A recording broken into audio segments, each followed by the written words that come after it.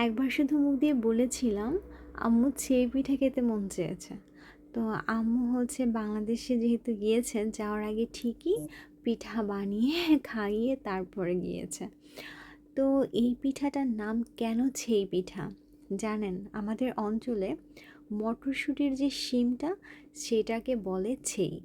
তো এই পিঠাগুলো এত এত ছোট ছোট হয়, সেই মটরশুঁটির হচ্ছে শিমের সাইজের।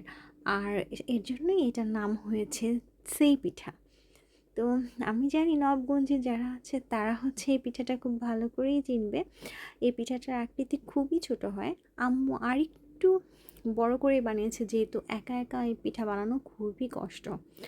তো এটার ভিতরে থাকে নারিকেলের আর গুড়ের পুর। এই তো পিঠাগুলো তৈরি হয়ে গেছে। পিঠাগুলো তৈরি হওয়ার পরে এইভাবে মচমচে করে ভেজে নিতে হয়। আমার কাছে এই পিঠাটাই সবচেয়ে বেশি ভালো লাগে যত পিঠা আছে সব পিঠার মধ্যে, কারণ খুব মচমচে হয় তো, আর ভেতরে নারকেল থাকে এর জন্য।